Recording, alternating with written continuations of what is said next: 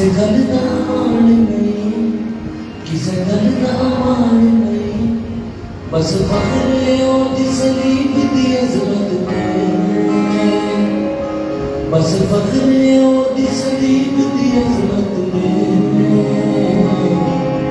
मेरा ईमान यीशु नाम दी कुदरत में, मेरा ईमान यीशु नाम दी कुदरत में। ओदा फजली काफी है, ओदा फजली काफी है, ओदा फजली काफी है, ओदा फजली काफी है। जेड़ा हर पल में नाल दे सकदे, मेरा ईमान यीशु नाम दी कुदरत में। बोले मेरा ईमान यीशु नाम दी कुदरत में। सच है? यस। और दूसरे एक ऐसा शख्स था, वो कई बातों पर मान कर सकता था अगर करना चाहता था। उसके पास उस दौर की सबसे बड़ी नेशनैलिटी थी, रोमी शहरियत, सबसे पावरफुल मुल्क का शहरी था वो, रोमी शहरियत उसकी थी, वो इस पर फख्र कर सकता था। वो अलग फाजल आदमी था, अपने इल्म पर फख्र कर सकता था। वो बहुत अलग फाजल था, बहुत पढ़ा लिखा था, और वो शरीयत पर कारबान भी था। वो अपनी नेकियों पर भी फख्र कर सकता था क्योंकि वो शरीयत का बड़ा पाबंद था। मगर वो कहता है मैं किसी बात पर फख्र नहीं करता, मेरा फख्र सिर्फ यीशु की सलीब पर है। हालेलुया। क्योंकि वो ये बात जानता था कि मेरा इल्म, मेरी रोमी शहरियत और मेरी नेकियां मुझे पार नहीं लगा सकती। अगर पार कोई लगा सकती है तो वो यीशु की सलीब और उसका बहता हुआ लहू है, जो इस वक्त भी आज शाम भी बह रहा है और हम उससे भूल चुके हैं। तैयार है आप? तैयार है? किसे गल दा मान नहीं, किसे गल दा मान नहीं, किसे गल दा मान नहीं। थोड़ा सा बढ़ाएंगे। किसे गल दा मान नहीं, किसे गल दा मान नहीं, बस फखरे ओदी सलीब दी अजमत में। मेरा ईमान यीशु नाम दी कुदरत में, मेरा ईमान यीशु नाम दी कुदरत में। किसे गल दा मान नहीं, बस फखरे ओदी सलीब दी अजमत में। मेरा ईमान यीशु नाम दी कुदरत में, मेरा ईमान यीशु नाम दी कुदरत में। ओदा फजली काफी है, ओदा फजली काफी है, जेड़ा हर पल में नाल दे सकदे। मेरा ईमान यीशु नाम दी कुदरत में, मेरा ईमान यीशु नाम दी कुदरत में।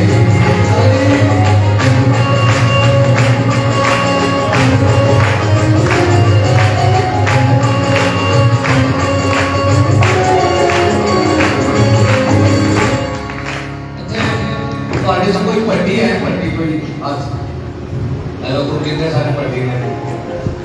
ਕੋਈ ਗਿੱਲ ਹੈ ਕਿ ਗਿੱਲ ਜ਼ਿਆਦਾ? और कोई दूजा भी है? एक सुनो है की गल कर रहे हैं ਅਸੀਂ। ਜ਼ਾਤ ਉੱਤੇ ਬਾਤ ਉੱਤੇ ਮਾਨ ਕਾਦਾ ਕਰਨਾ, ਜ਼ਾਤ ਉੱਤੇ ਬਾਤ ਉੱਤੇ ਮਾਨ ਕਾਦਾ ਕਰਨਾ। ਖਾਕ ਵਿੱਚ ਇੱਕ ਦਿਨ ਸਾਰਿਆਂ ਨੇ ਤੋੜਨਾ, ਖਾਕ ਵਿੱਚ ਇੱਕ ਦਿਨ ਸਾਰਿਆਂ ਨੇ। ਫਿਰ ਤੋਂ ਕਹੋ ਜ਼ਾਤ ਉੱਤੇ ਬਾਤ ਉੱਤੇ ਮਾਨ ਕਾਦਾ ਕਰਨਾ, ਖਾਕ ਵਿੱਚ ਇੱਕ ਦਿਨ ਸਾਰਿਆਂ ਨੇ ਤੋੜਨਾ, ਖਾਕ ਵਿੱਚ ਇੱਕ ਦਿਨ ਸਾਰਿਆਂ ਨੇ ਤੋੜਨਾ। इको साथी चला लिए, इको साथी चला लिए, इको साथी चला लिए।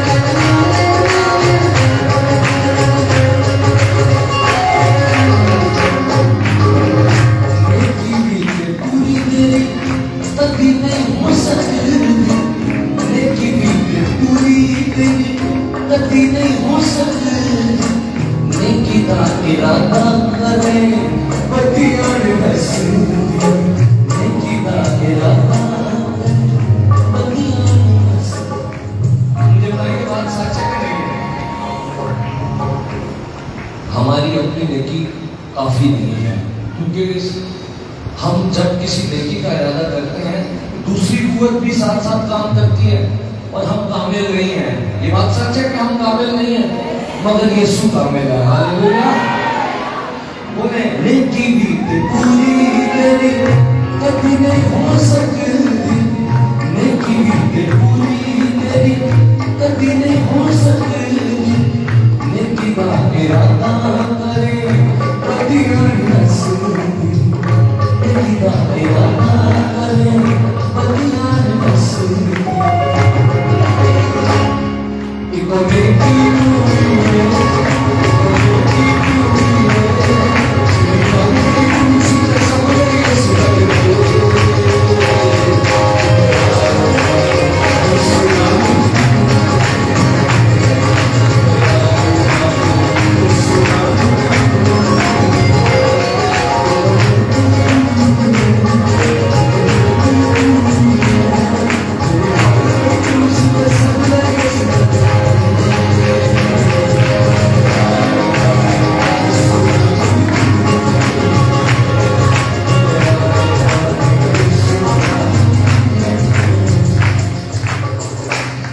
नेकी पूरी है।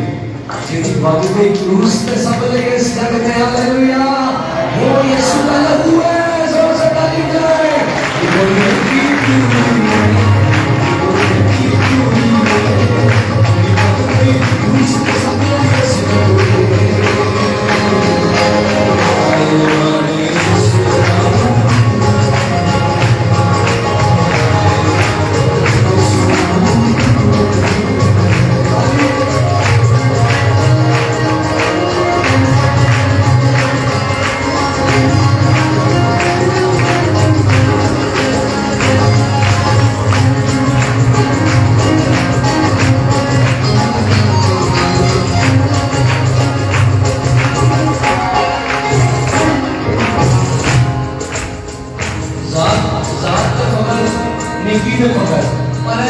तीजा फखर है ऐसे निरी बेवकूफी।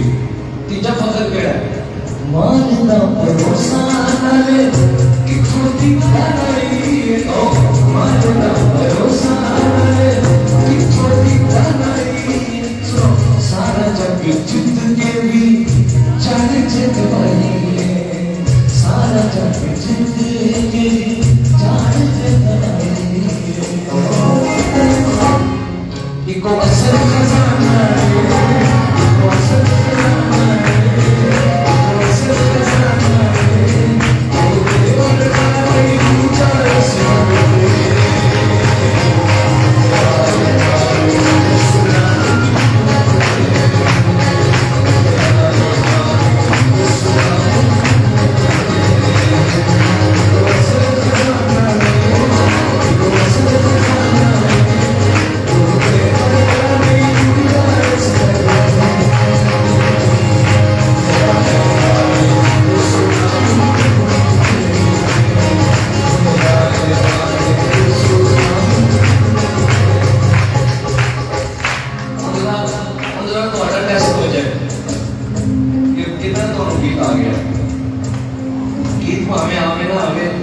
समझ आ गई है?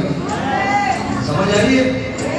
हर तरह का फखर अपने अंदर से निकाल के खुदा को इस्तेमाल करेगा, क्योंकि खुदा एक शख्स को नहीं इस्तेमाल कर सकता और वो शख्स है जिसके अंदर जरूर है। खुदा को खाली बर्तन चाहिए। किसी दर्द माने नहीं, किसी दर्द माने नहीं, बस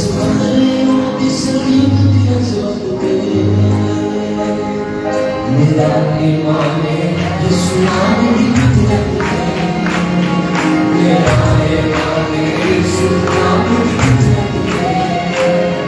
वो फजल काफी है, वो फजल काफी है, तेरा फजल मेरे नाल से कोई। मेरा ईमान यीशु नाम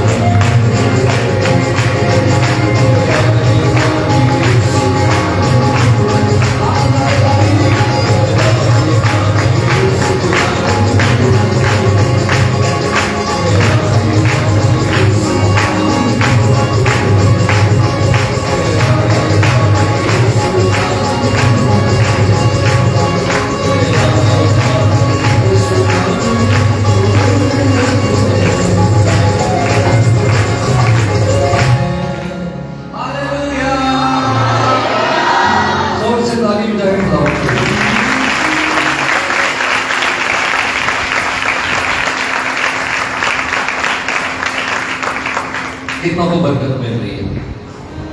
क्या वजह है? क्या वजह है?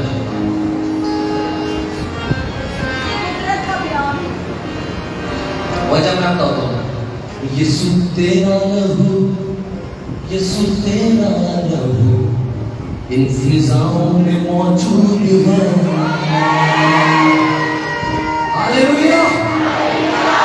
तेरे लहू की हर बूंद वो कीमती इन हवाओं में मौजूद है। वो कुदरत अजीब है तेरी सदी, वो कुदरत अजीब है तेरी सदी। वो जो जख्मों से तेरे लहू का चश्मा, वो जो जख्मों से तेरे लहू का चश्मा उठा ले गया वो सारे गुनाह, उठा ले गया वो सारे गुनाह। वो बड़ा खुदा का सबके लिए जो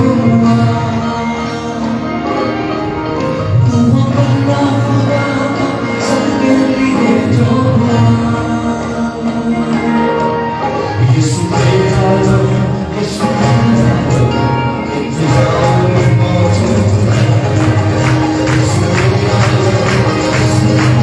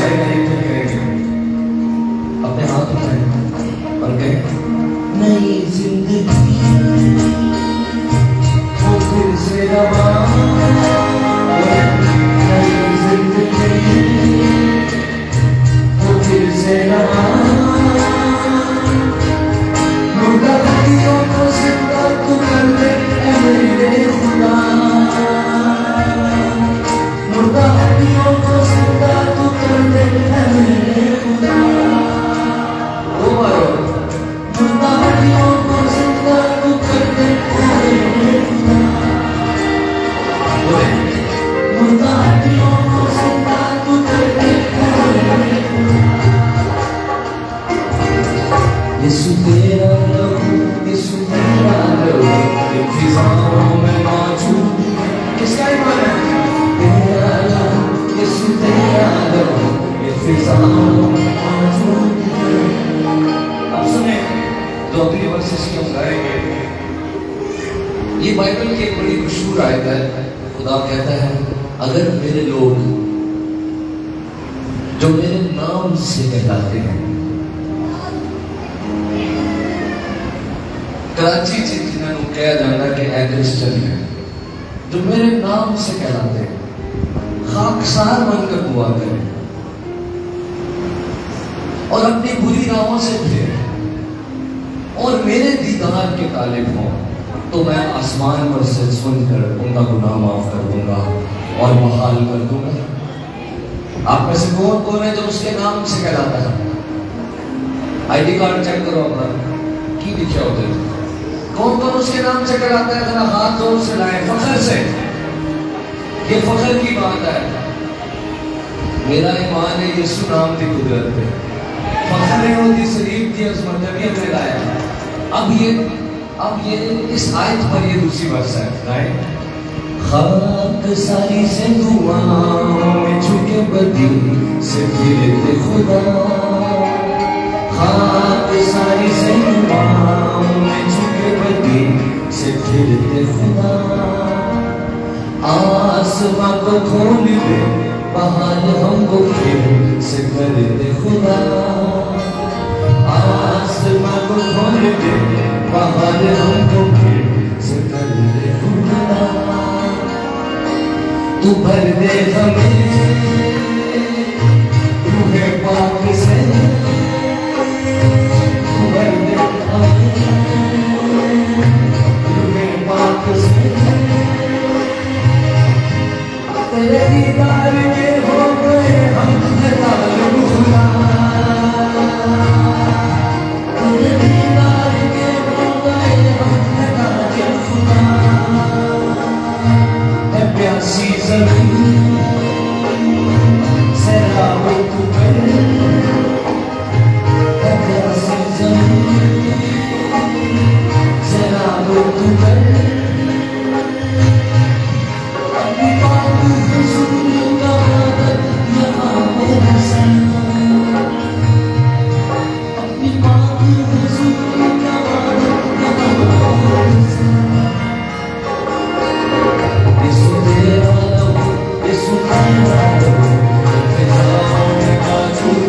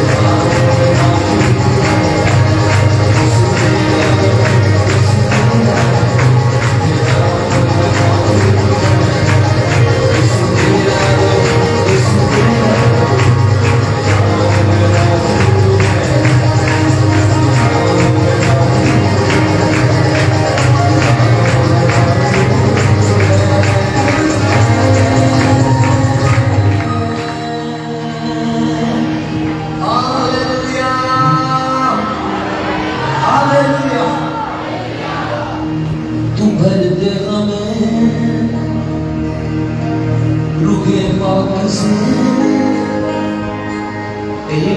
तू भर दे हमें रूहे पाक से तेरे दीदार के हो गए हम तालब खुदा तेरे दीदार के हो गए हम तालब खुदा है प्यासी ज़मीन सैलाब तू कर आपकी बारी है प्यासी ज़मीन सैलाब तू कर अपनी पाक हुजूरी का बादल यहाँ बरसा अपनी पाक हुजूरी का बादल यहाँ बरसा। क्या मतलब होता है सिर्फ इस इलाके में या शहर में या इस पूरे मुल्क में वो कौन सा काम है तो खुदावंद नहीं कर सकता। खुदावंद ने कहा है खामसार बनकर अगर मेरे लोग दुआ करें मेरे दीवार के दायरे में पूरी तरह से फेंक जाए तो फिर देखेंगे मेरा जलाल कैसे दायर होगा। फिर सुनिए है प्यासी ज़मीन सैलाब तू कर अपनी पाक हुजूरी का बादल यहाँ बरसा। यीशु तेरा यीशु तेरा इंतज़ार आगे में जाके खुदावंद में चलाऊंगा।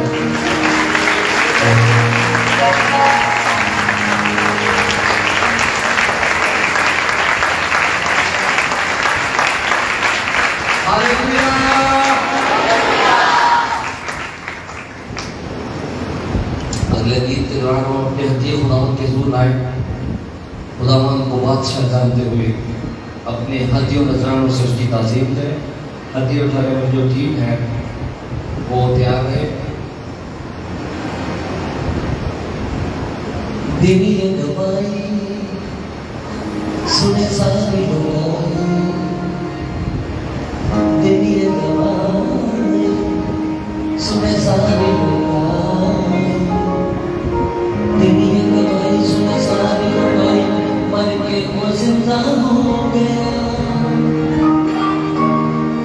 कब्र वो दिखानी नवरागी जलानी कब्र वो दिखानी नवरागी जलानी अरशद वाके लोग प्रणवा के बोले अरशद वाके लोग प्रणवा के अरशद वाके लोग प्रणवा के सजदा कफारा हो गया ओ सजदा अयानी नवरागी जलानी ओ सजदा अयानी नवरागी जलानी।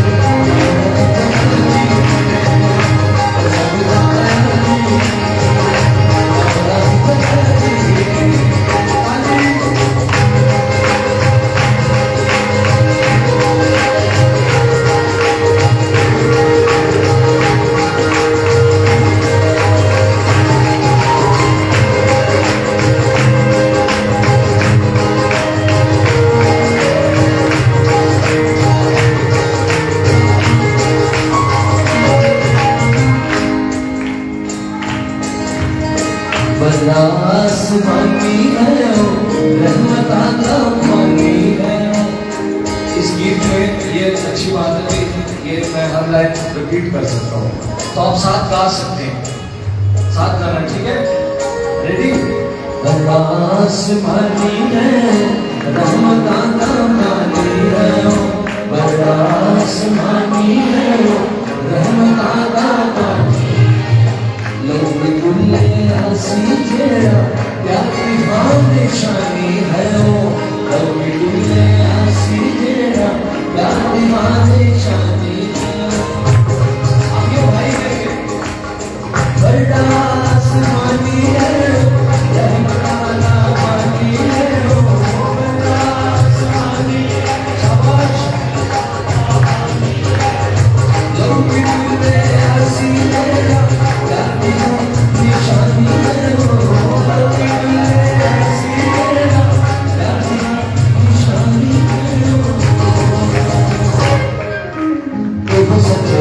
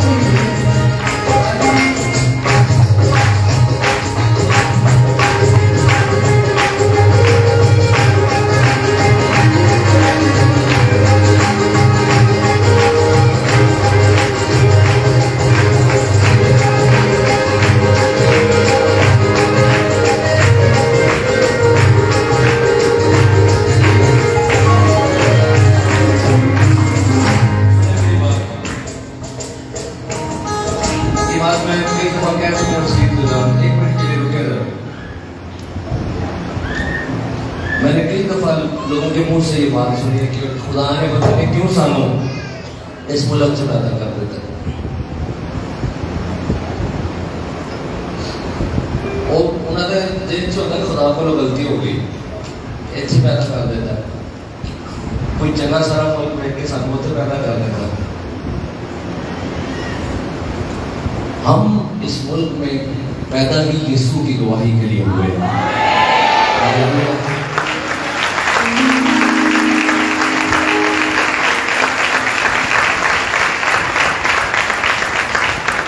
वो हमें जहां भी रखता है अपनी गवाही के लिए रखता है।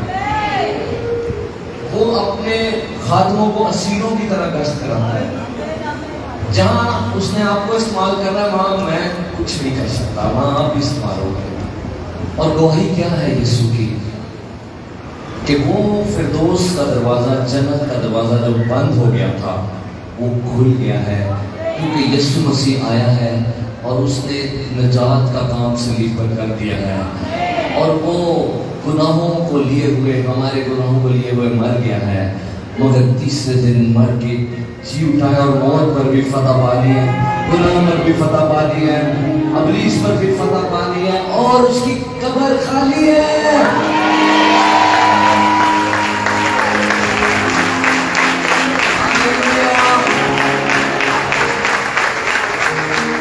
अगर ये बात सच ना होती तो 11 शागिर्द झूठ के पीछे अपनी जान न देते, क्योंकि वो चश्मदीद दुआ थे उसके जिंदा होने के। अगर वाकई वो जिंदा ना हुआ होता तो वो अपनी जान बचा लेते, ये कहकर कि क्या जरूरत है, हमें पता तो है कि ये बात झूठ है, अब फंस गए तो सच बोल के अपनी जान छुड़ा लें। लेकिन ये बात है ही सच थी, क्योंकि उन्होंने अपनी जानें तक दे दी। क्योंकि वो कैसे इनकार कर सकते थे जो उन्होंने अपनी आंखों से देखा कि वो मर के जी उठा है और उसकी कब्र खाली है। और आज भी यरूशलेम में वो कब्र खाली है। लेकिन ये गवाही कंप्लीट अब होने लगी है तीसरे शेर पे। कंप्लीट कैसे होगी? कौन सा हिस्सा रह गया? मर के तो वो जिंदा हो गया, गुनाह पर तो उसने गलबा पा लिया, नई जिंदगी तो उसने दे दी है। लेकिन तीसरा शेर सुने, राहमल लो मोती प्यारी आने वाला कर लो तैयारी। हालेलुया, कौन ताड़ी वाली है? राहमल लो मोती प्यारी आने वाला कर लो तैयारी। राहमल लो मोती प्यारी आने वाला कर लो तैयारी।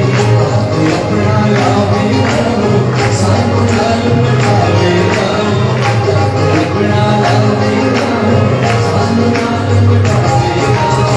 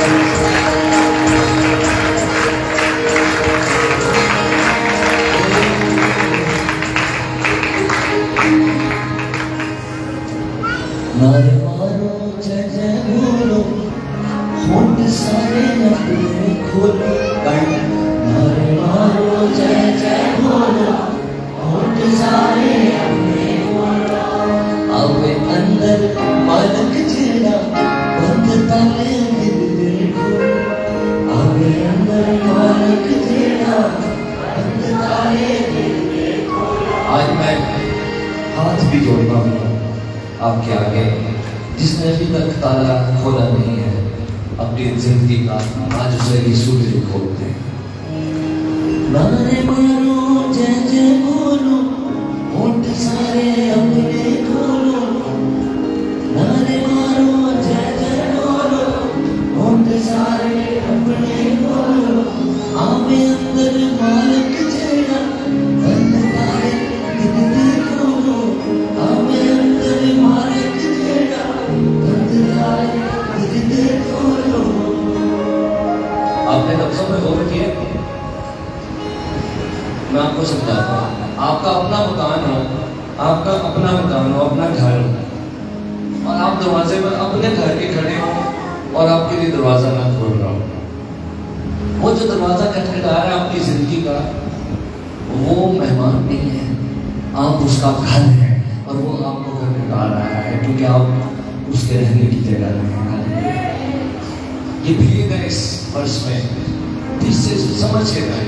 नारे मारो जय जय बोलो होंठ सारे अपने खोलो आवे अंदर मालक जेड़ा बंद ताले दिल दे खोलो। ले लो जिंदगानी पी लो जिंदगी का पानी ले लो जिंदगानी पी लो जिंदगी का पानी दिलो जिंदगानी पी लो जिंदगी का पानी दिल मारे भूले तेरे खलोता वो समानी ना लगी जमानी।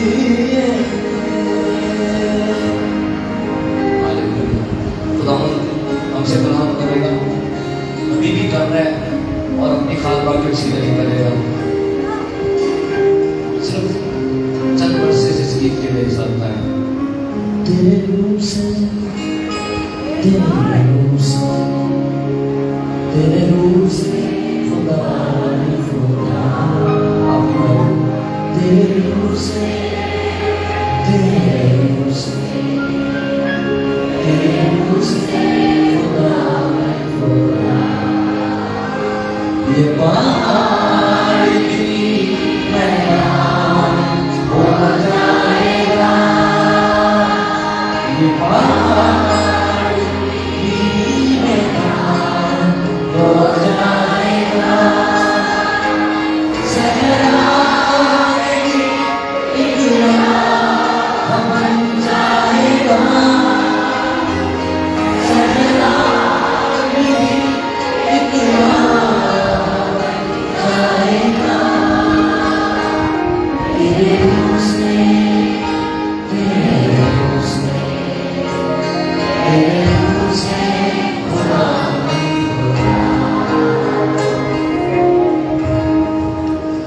खुदावंद तू अपनी बदखुशी के साथ सकता है। हालेलुया। मैं ये तस्वीर आपको बताता हूँ।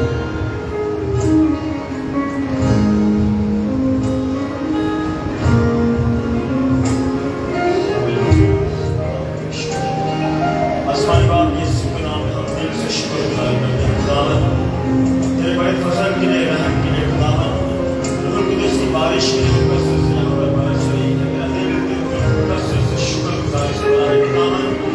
आज एक बार फिर तूने अपने खादम को मेरे पास का इस्तेमाल किया खुदावंद। यीशु के नाम में शुक्रगुजारी करते हैं कि यीशु के वसीला से, यीशु के खून के वसीला से अब हम पर ये फजल जारी हो गया कि हम खुदा पाक तेरे मकाम के तक रसाई हासिल कर सकते हैं खुदा, वहाँ तक पहुँच सकते हैं जहाँ पर हमें तेरी हजूरी मिलती है।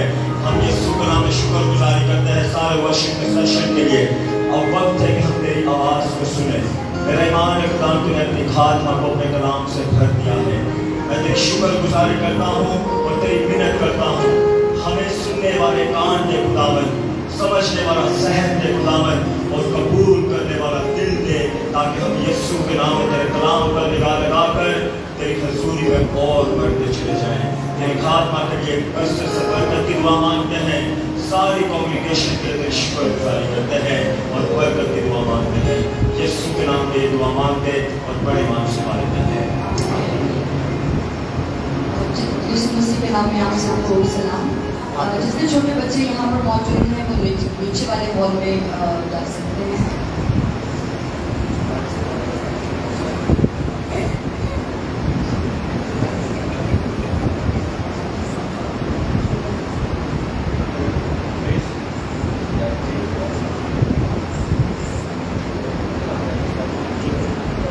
जो छोटे बच्चे हैं 5 से 15 साल तक के बच्चे, वो नीचे हॉल में चले जाए। संडे स्कूल की एक टीम मौजूद है, बाजी अंबर भी नीचे चले जाए।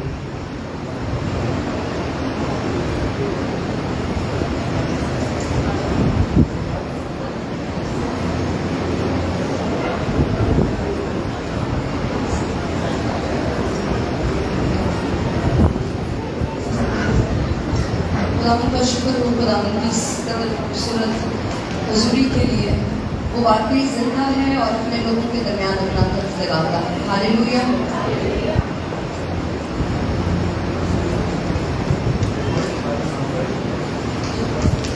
जी, ऊपर भी जितने बच्चे बैठे हुए हैं वो नीचे जा सकते हैं, उनके लिए स्पेशल क्लास होगी। आप ज़रूर वहाँ पर जाके सीखें। जितने छोटे बच्चे मौजूद हैं वो संडे स्कूल के लिए चले जाएं। आइए हम खुदावन के कलाम में से तिलावत करेंगे। लूका की अंजील उसका 4था बाब और उसकी पहली आयत से मैं आपके लिए पढ़ूंगी। फिर यीशु रूह कुद्स से भरा हुआ यरदन से लौटा और 40 दिन तक रूह की हदायत से बियाबान में फिरता रहा और इब्लीस उसे आजमाता रहा। उन दिनों में उसने कुछ न खाया और जब वो दिन पूरे हो गए तो उसे भूख लगी और इब्लीस ने उससे कहा, अगर तू खुदा का बेटा है तो इस पत्थर से कह के रोटी बन जाए। यीशु ने जवाब दिया, लिखा है कि आदमी सिर्फ रोटी ही से जीता न रहेगा। और इब्लीस ने उसे ऊंचे पर ले जाकर दुनिया की सब सल्तनतें पल भर में दिखाई और उससे कहा, ये सारा इख्तियार और उनकी शान शौकत में तुझे दे दूंगा, क्योंकि ये मेरे सुपुर्द है और जिसको चाहता हूँ देता हूँ। बस अगर तू मेरे आगे सिजदा करे तो ये सब तेरा होगा। यीशु ने जवाब में उससे कहा, लिखा है कि तू खुदावंद अपने खुदा को सिजदा कर और सिर्फ उसी की इबादत कर।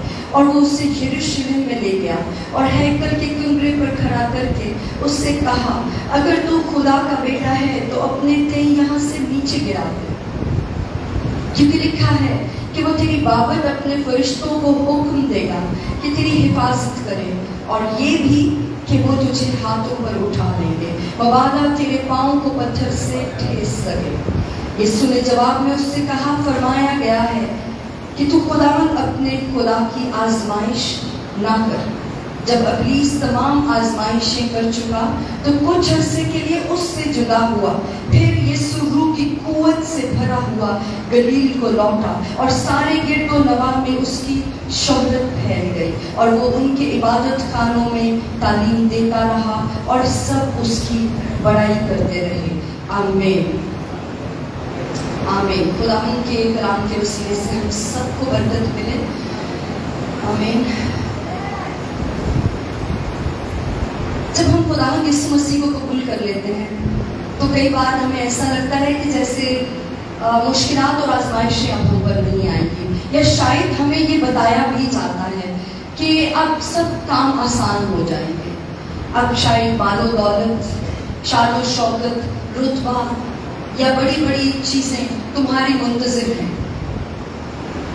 लेकिन एक बैलेंस तालीम खुदावंद के कलाम की ये है कि बेशक खुदावंद हमें बरकत देता है, खुदावंद हमें इकबालमंद करता है, खुदावंद हमें सक्सेसफुल करता है, लेकिन ये नहीं है कि खुदावंद के साथ चलने में या जब हम खुदावंद को अपनी ज़िंदगी दे देते हैं तो हमारी ज़िंदगी में कोई मुश्किलात नहीं आएंगी।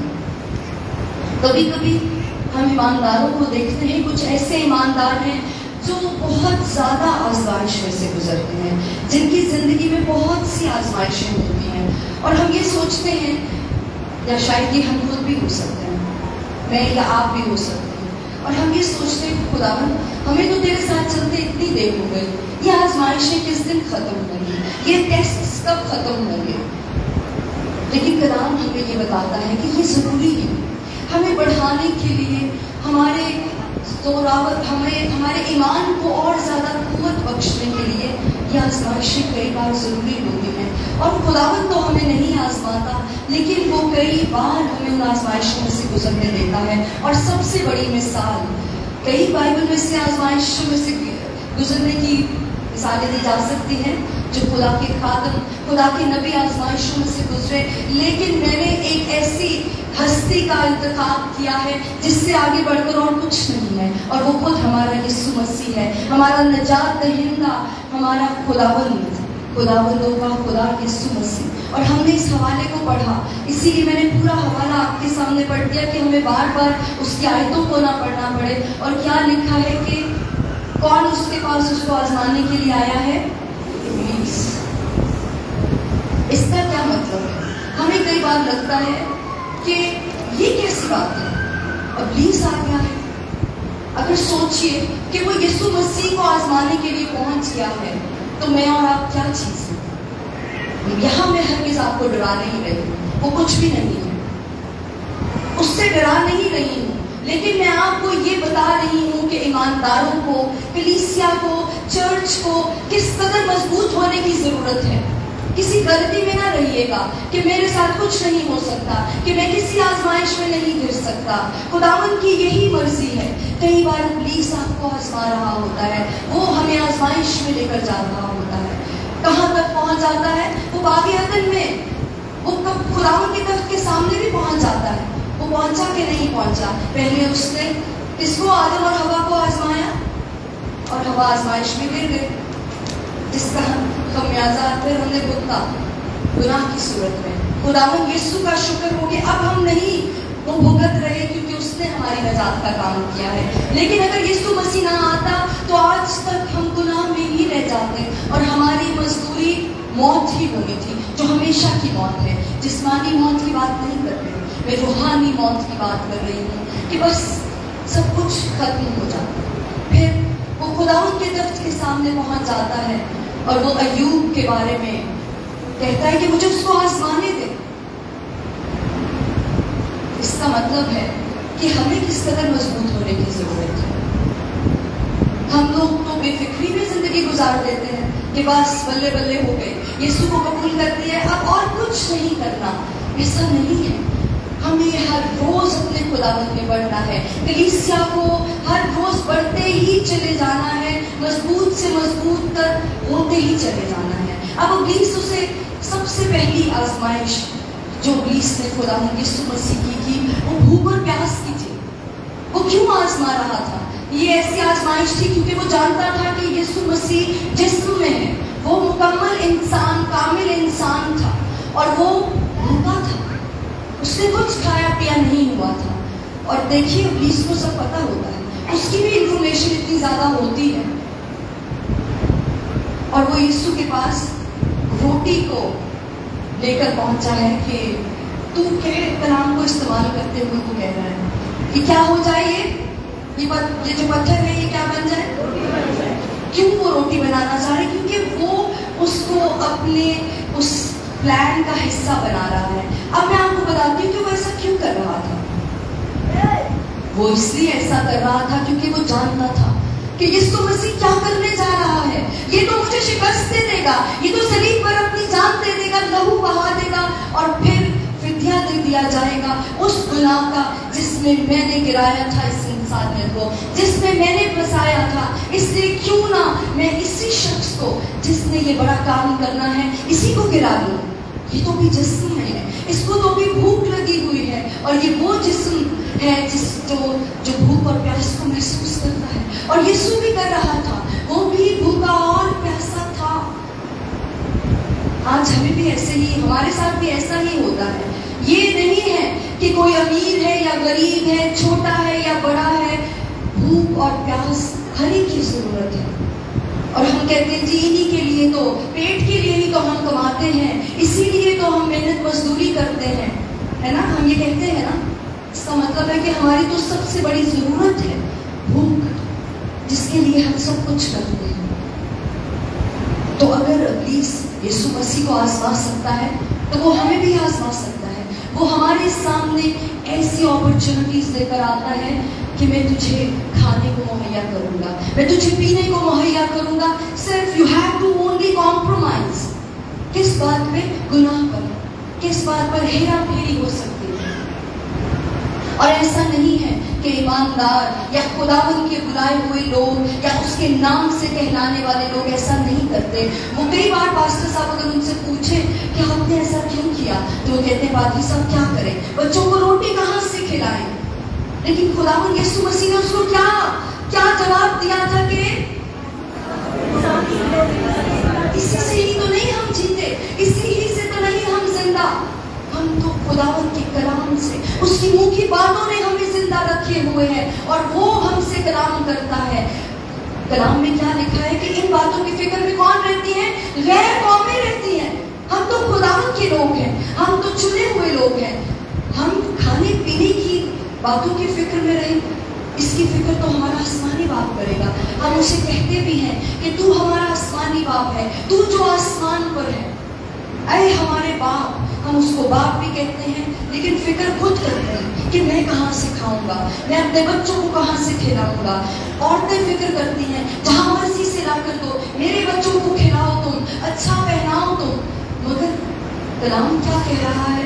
एक हवाला पढ़ के मेरे लिए अगर कोई तलावत करते प्लीज इस हवाले को, हवा की वजह से मुझे मुश्किल होती है। हवाला हम तलावत करेंगे मत्ती की इंजील उसका 6वां बाब, उसकी 25th वर्स से ऑनवर्ड से पढ़ेंगे 32 वर्स तक। जी 6वां बाब उसकी 25वीं आयत से। जी आए मेरे साथ देखिए मत्ती की इंजील 6 बाब की 25 आयत से चला जाता है। खुदा के कलाम में लिखा है,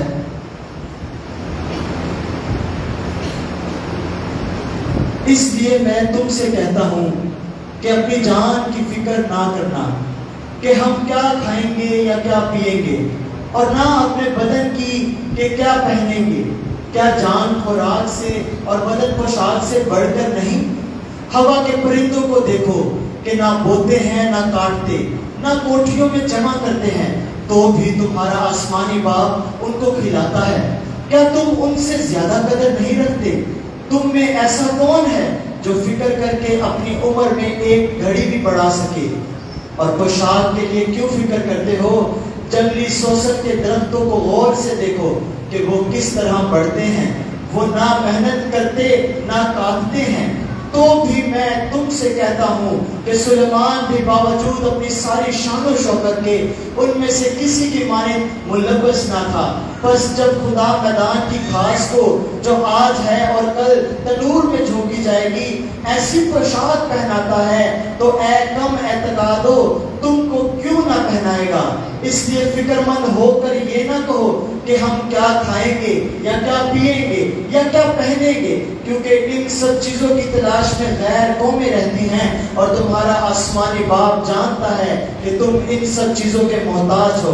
बल्कि तुम पहले उसकी बादशाही और उसकी रास्तबाजी की तलाश करो, तो ये सब चीजें भी तुमको मिल जाएंगी। बस कल के लिए फिक्र ना करो, क्योंकि कल का दिन अपने लिए आप फिक्र कर लेगा। आज के लिए आज ही का दुख काफी है। आमीन आमीन। क्या करना है? उसकी रास्तबाजी और उसकी बादशाही की तलाश करनी है। तो क्या खुदावंद कह रहा है? हमारा आपने वर्ड से सुना है, इसमें इतनी चीजें हैं कहने को, इतना कुछ है हमारे ईमान को बढ़ाने के लिए। खुदावंद कह रहे कि तुम्हारा आसमानी बाप इन परिंदों को खिलाता है, इनको मुहैया करता है, तो तुम्हें क्यों ना करेगा। मैं चर्च को, कलीसिया को ये बात कहना चाहती हूँ कि फिक्र मत कीजिए, खुदावंद आपके साथ है। इब्लीस को मौका मत दीजिए, खुदावंद आपके साथ है। वो आपको कभी भूखा नहीं रहने देगा, वो आपको कभी तरसने नहीं देगा। वो आपकी फिक्र करता है। उसकी रास्तबाजी की तलाश कीजिए, उसकी बादशाही की तलाश कीजिए, उसकी तलाश कीजिए, उसके चेहरे को ढूंढिए। खुदावंद आपको ये सारी चीजें मुहैया करेगा। दूसरी चीज जिसकी आजमाइश की इब्लीस ने, वो क्या थी? शान शौकत दिखा रहा है यीशु मसीह को, रुतबा, पोजीशन। किसको दिखा रहा है? जिसका सब कुछ है, तो सब कुछ का बनाने वाला है। He owns everything। जिसके बारे में कलाम क्या कहता है कि उसी के तो वसीले से सब कुछ पैदा हुआ है और उसी के वास्ते ये सारी चीजें पैदा हुई हैं। उसमें हर एक चीज है, ये सल्तनत है, वो सारी चीजें उसको दिखा रहा है और झूठ बोल रहा है। वो झूठा है और वो हमेशा ही झूठ बोलता है, वो शुरू ही से झूठ बोलता आया है। और यीशु को कह रहा है, वो कह रहा है कि ये सब कुछ किसे दिया गया? मुझे दिया गया। Just imagine, वो अगर यीशु से ये कह सकता है तो वो किस कदर इंसान आप और मुझे बरगला सकता है। वो हमें आसानी से बरगला सकता है और ये बता सकता है जैसे उसने हवा को बरगलाया। क्योंकि ये बात ही ऐसी है, बहुत मेहनत करते हैं हम रुतबा हासिल करने के लिए, किसी पोजीशन पे पहुंचने के लिए। और हर एक को, चाहे वो बच्चे भी हैं, उनको फर्स्ट पोजीशन चाहिए, उनको आला दर्जा चाहिए। क्योंकि हमें बताया ही यही जाता है कि जिसकी पहली पोजीशन है वही बेस्ट है। क्योंकि हमें ये बताया गया है कि हमें अच्छा ही, बड़ा ही रुतबा चाहिए। ये अच्छी बात है, रुतबा होना, शान शौकत होना अच्छी बात है, लेकिन इसकी फिक्र में रहना और इसकी वजह से आजमाइश में गिर जाना, ये अच्छी बात नहीं है। यीशु मसीह को दिखा रहा है वो सब कुछ, और क्या कह रहे हैं कि क्या कर, सिर्फ क्या करना है? मुझे सिजदा करना है। वो जानता था कि आज अगर ऐसा हो गया तो वो जो मास्टर प्लान बनाया है खुदा बाप ने, वो सब कुछ खत्म हो जाएगा, वो कैंसिल हो जाएगा और ये शरीर को नहीं उठा पाएगा, ये उस प्यारे को नहीं पी पाएगा। इसीलिए वो खुदावंद यीशु मसीह को कह रहा है कि तू मुझे सिजदा कर। अगर हमारे साथ ऐसा होता है तो हम क्या करते हैं? हमें ये समझ नहीं आती। कई बार ऐसा लगता है कि ये खुदावंद की तरफ से। याद रखिए कि हर अपॉर्चुनिटी खुदावंद की तरफ से नहीं है, हर आला मर्तबा खुदावंद की तरफ से नहीं है। ये धोखा भी हो सकता है, ये इब्लीस का प्लान भी हो सकता है। कलीसिया को इसलिए मैं बार बार कह रही हूँ कि आपको खुदावंद में ग्रो करने की जरूरत है, आपको पाखरू की जरूरत है, रूहुल कुद्स की गाइडेंस की जरूरत है, पाखरू की डिसर्नमेंट की जरूरत है, रूहों के इम्तियाज की जरूरत है कि ये कौन मुझसे बात कर रहा है। इब्लीस तो नहीं कहीं मुझे ये पोजीशन दिखा रहा, क्या करना पड़ेगा? थोड़ी सी धोखाबाजी करनी पड़ेगी, थोड़ा सा लालच है। ये लालच है जो कुछ हमें मिला है। जब हम उससे बढ़कर बहुत ज्यादा चीजों की तरफ भागते हैं तो इब्लीस को भी पता लग जाता है कि इसकी कमजोरी ये है। अच्छा, इसको सामने आना अच्छा लगता है, इसको स्टेज पे ही रहना अच्छा लगता है। वो आपको बताता है तुझे इस कलीसिया में स्टेज नहीं मिलता, मैं तुझे कहीं और ले जाता हूँ, तू चल मेरे साथ।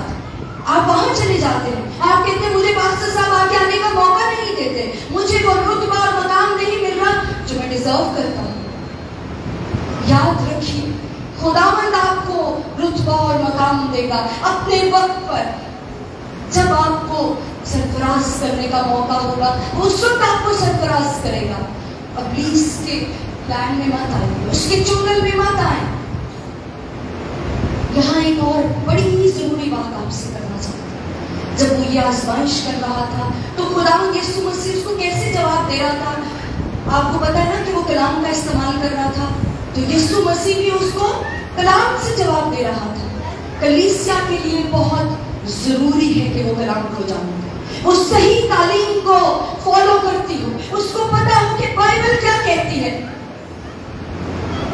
इसलिए कि वो तीसरी बात जो कर रहा है वो मिस इंटरप्रेट कर रहा है कलाम को, वो खुदा की बातों को मिस इंटरप्रेट कर रहा है। जब वो ये कह रहा है कि ये शान और शौकत मुझे दिया गया है, तू मुझे सिजदा कर, और वो कह रहा है कि अपने आप को क्या कर ले, नीचे गिरा ले, बहुत हाइट पर ले जाकर उसे कह रहा है कि यहाँ से अपने आप को नीचे गिरा दे। क्योंकि बाइबल तो ये कह रही है, कलाम में तो ये लिखा है कि वो फरिश्ते आ जाएंगे तुझे अपने हाथ कि हाँ वाकई ऐसा ही है, बाइबल तो ये कहती है, तो मैं क्यों ना करूं ऐसा।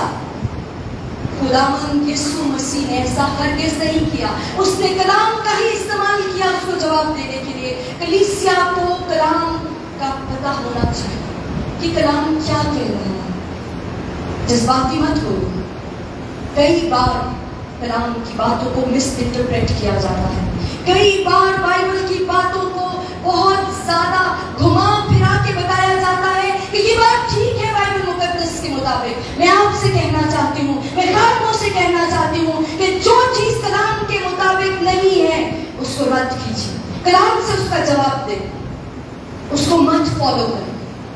कलीसिया को जरूरत है इस बात की कि प्लीज जब मिस इंटरप्रेट करता है, आके आपको बताता है, वो किसी शख्स के जरिए से आके आपको बता सकता है, वो किसी भी तरह विस्पर कर सकता है, बैठे बैठे खामखा में आपको मुकाशवा मिल जाता है कोई, और आप गलत है। There is a very thin line जो कंट है उसमें और खुदा के कलाम में। इसलिए थिन लाइन कह रही हूं कि अगर यीशु मसीह, मैं और आप, मेरा ख्याल है यहाँ होते तो हम जज्बाती हो जाते। अच्छा, यू आर चैलेंजिंग मी, मुझे खुदा की आत्मा को तू चैलेंज कर रहा है, मैं गिरा के दिखाऊंगी अपने आप को तुझे और देखना मेरा खुदावन मुझे बचा लेगा।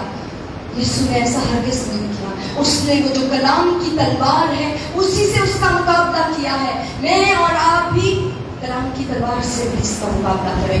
मत किसी ऐसी बात में फंस जाएं। हवा के साथ भी ऐसा ही उसने किया था। वो थोड़ा सच और थोड़ा झूठ मिला के बात करता है। इसी को मिस इंटरप्रिटेशन कहते हैं कि सही बात को जब हम घुमा घुमा के पेश करते हैं, जब हम ये बताते हैं कि नहीं ये बाइबल में लिखा है, ये बाइबल की तालीम है, ऐसा ही होता था। याद रखिए यही हमारा हथियार है, यही सब कुछ है। इसको गौर से पढ़िए और खुदावंद के रूहुल कुद्स को हमेशा दावत दे कि वो विस्पर करे क्या ठीक है क्या गलत है।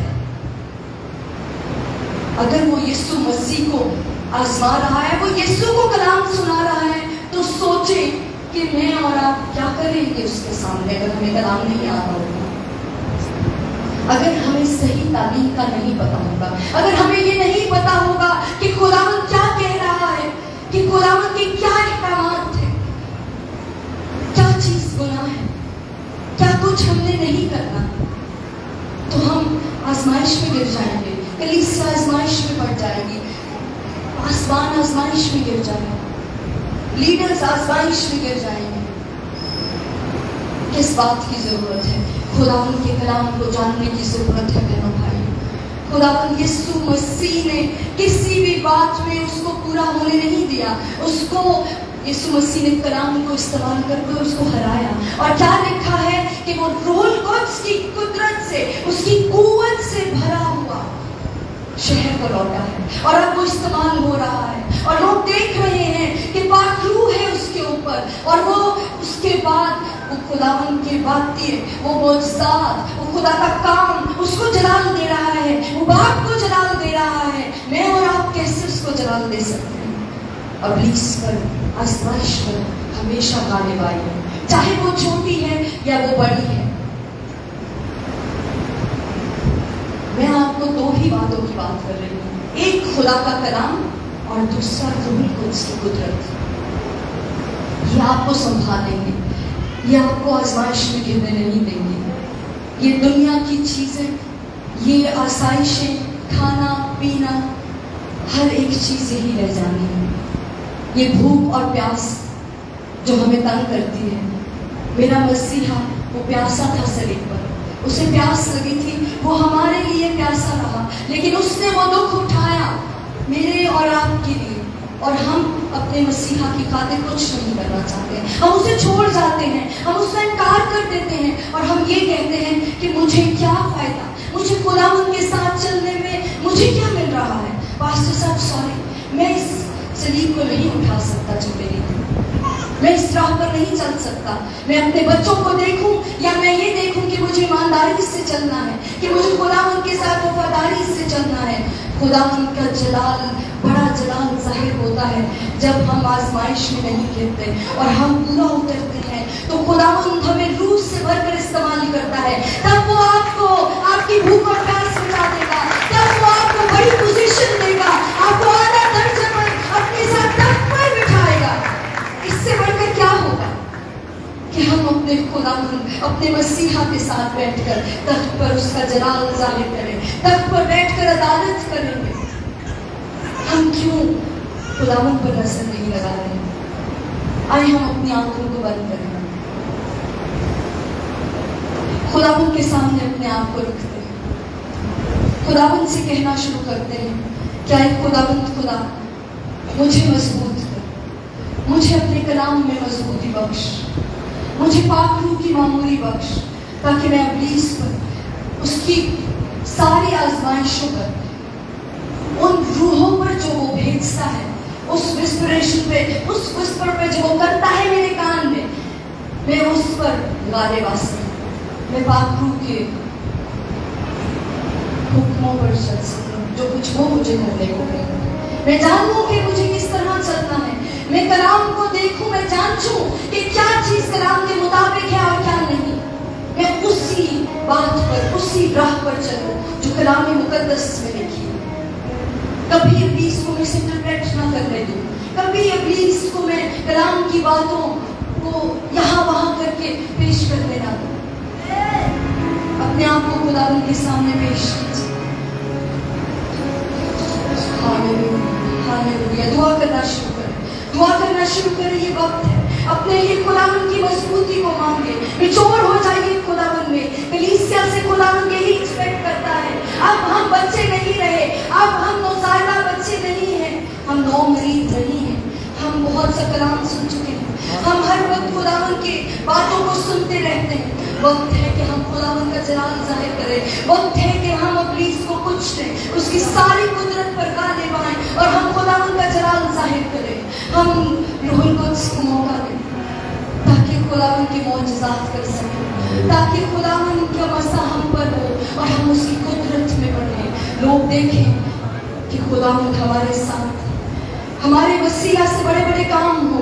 हम ये सब कुछ करना चाहते हैं, मैं ये जानती हूँ, लेकिन याद रखिए खुदावंद के कलाम के बगैर, उस रूह की तलवार के बगैर हम कुछ नहीं कर सकते।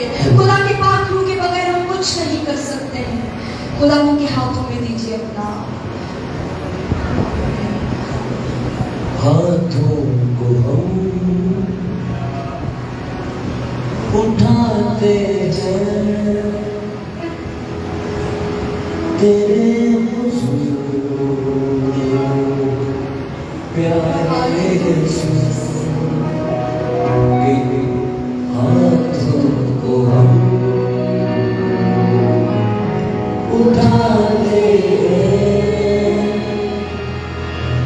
तेरे हुजूर प्यारे यीशु तू जिंदगी तू बंदगी सब कुछ है तू प्यारे यीशु तू जिंदगी तू बंदगी सब कुछ है, सब कुछ है प्यारे यीशु। हर सांस तुझसे जुड़ी है, हर बात तुझसे बनी है। हर सांस तुझसे जुड़ी है, हर सांस तुझसे जुड़ी है, हर बात तुझसे सजी, हर बात तुझसे सजी है। तेरे लहू से बचाए गए, तेरे लहू से बचाए गए, तेरे लहू से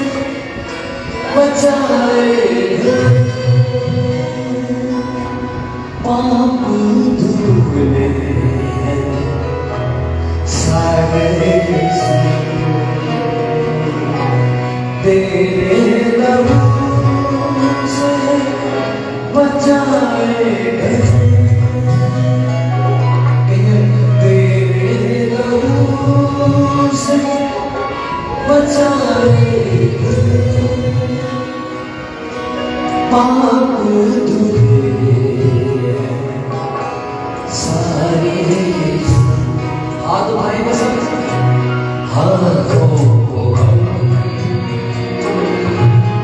उठाते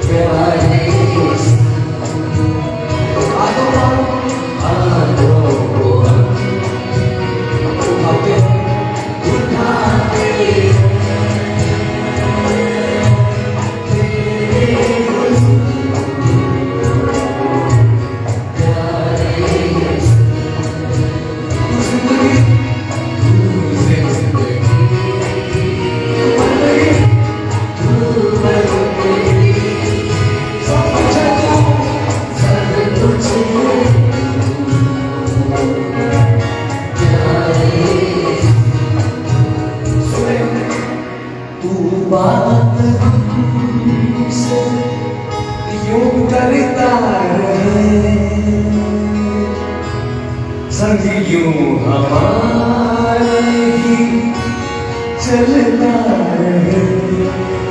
आपकी बात हमसे यूं करता रहे। संग यूं हमारे ही चलता रहे। खास बात है आखिरी दम भी जो आए आखिरी दम भी जो आए कदमों में सर हो हमारे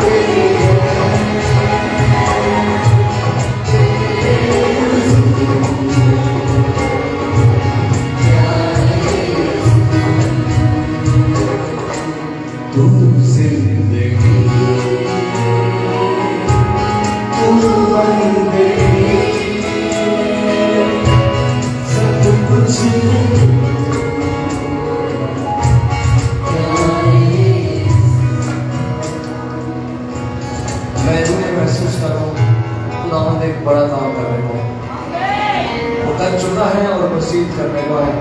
खामोशी से अपनी जगह पर खड़े हो, चाहे आप ऊपर गैलरी में हैं, चाहे आप नीचे हैं, चाहे आप बाहर हैं। खुदावंद का बादल छाया हुआ है यहाँ पर।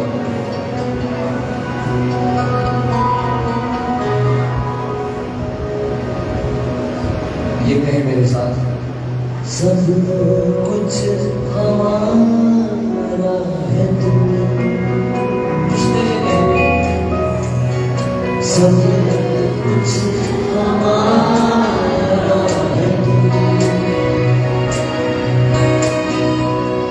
सब कुछ हमारा है तू, सब कुछ हमारा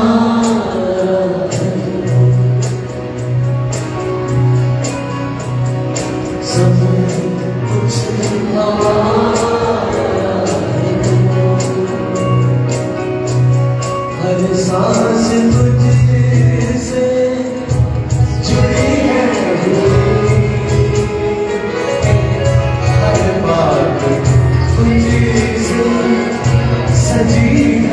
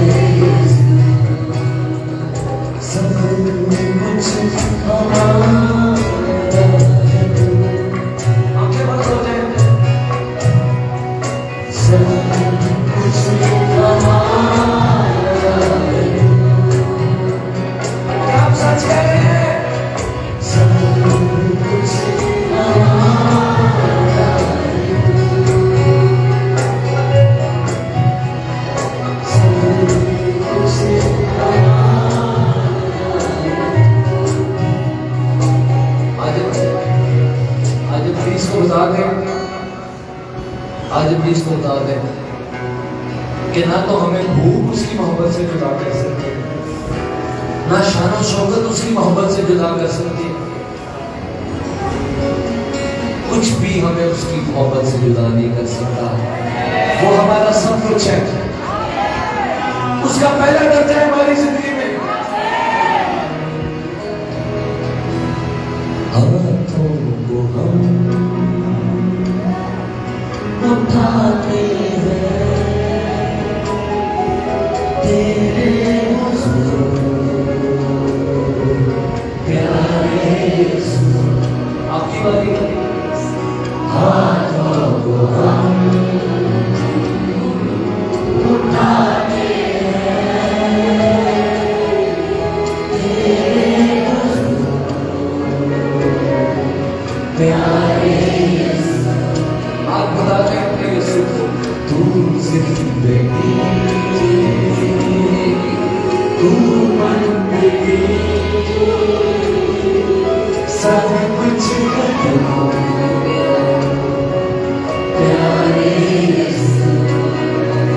इब्लीस को बता दें कि कोई कॉम्प्रोमाइज नहीं, कोई कॉम्प्रोमाइज नहीं।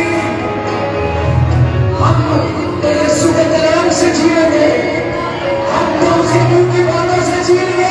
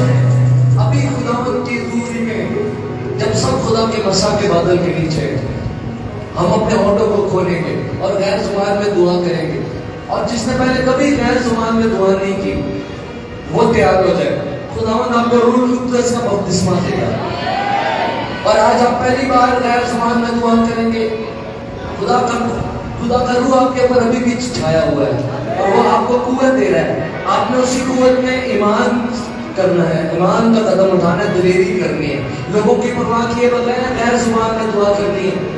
जैसे ही आप अपने मुंह को खोलेंगे गैर जुबान बोलने के लिए, खुदा का रूह आपकी जुबान को कंट्रोल करेगा और आपको अल्फाज मिलते चले जाएंगे, वो थोड़े हो या ज्यादा। आपने दिलेरी करनी है, हाथ उठाएं अपने, कहें खुदावंद मुझे अपने पाक रूह से भर दे, मुझे पाक रूह का बपतिस्मा दे, एक नया वर्षा दे, ताकि मैं तेरी गवाही दे सकूं, मेरी दुआ में पावर आ जाए। यीशु के नाम में आमीन। आए गैस में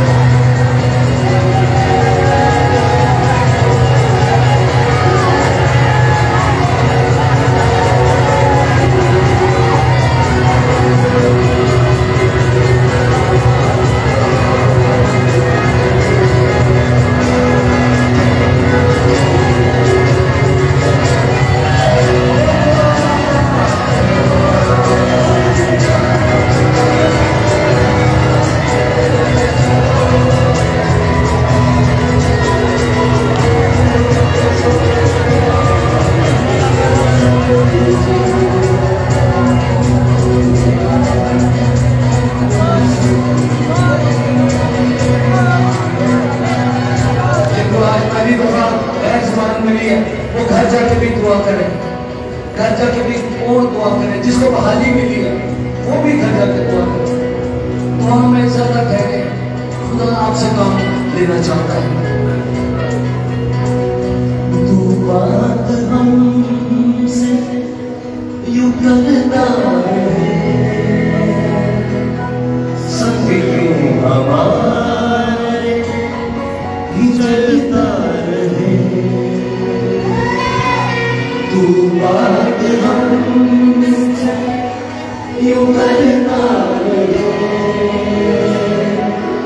संग यूं हमारे ही चलता रहे। आखिरी दम भी जो आए हमें, आखिरी दम भी जो आए हमें, कदमों में सर हमारे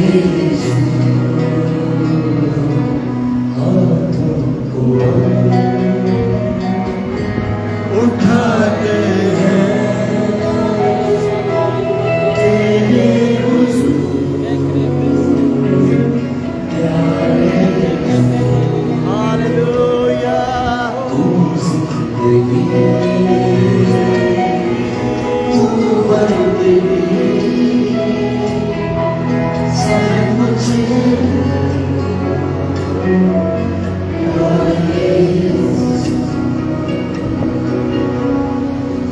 सब कुछ हमारा है तू। Hallelujah hallelujah. सब कुछ हमारा है तू, सब कुछ हमारा है तू, सब कुछ हमारा है।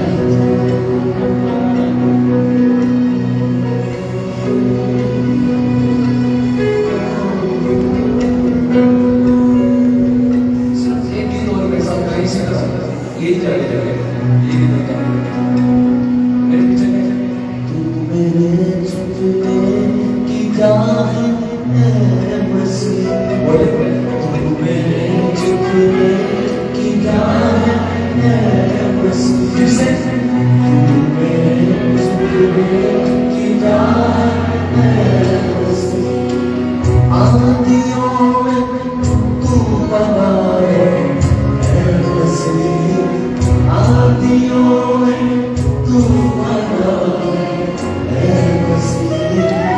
तू मेरे छुपने की राह है मसीह, तू मेरे छुपने की राह है मसीह। रात दिन तेरा फजल मुझ पे रहा, रात दिन तेरा फजल मुझ पे रहा। अमर बन के साथ तू चलेगा, अमर बन के साथ तू चलेगा। कौन तुझसा वफा है, कौन तुझसा वफा है। आंधियों में तू बनाए है मसीह, आंधियों में तू बनाए है मसीह। तू मेरे छुपने की राह है मसीह, तू मेरे छुपने की राह। आप में से कौन कौन है जिसने अपनी जिंदगी में उसका जवाब देखा है? कौन कौन है? आप मेरे साथ कह सकते हैं, बेमिसल है तू मसीहा बाकमाल, बेमिसल है तू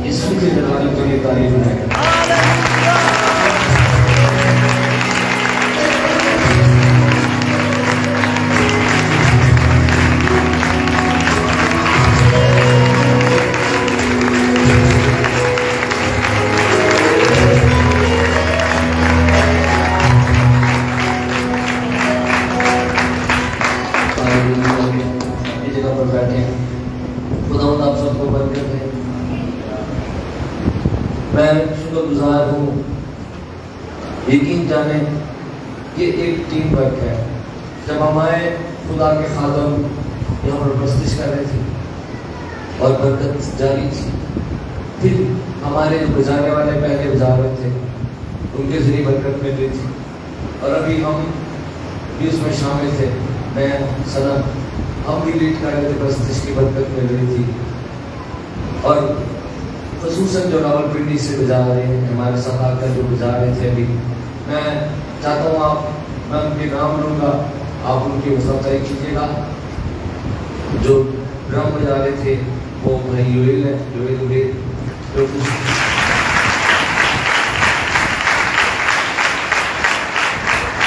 जो उसके गिटार बजा रहे थे वो भाई शादू मस्लम है।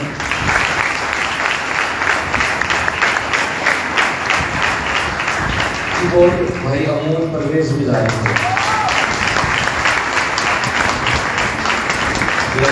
इलेक्ट्रिक गिटार लीड गिटार बजा रहे थे भाई विंसेंट,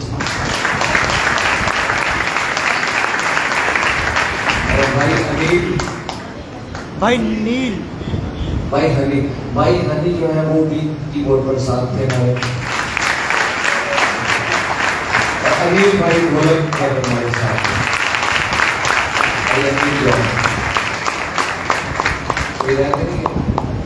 और आप तालियों में हमारे साथ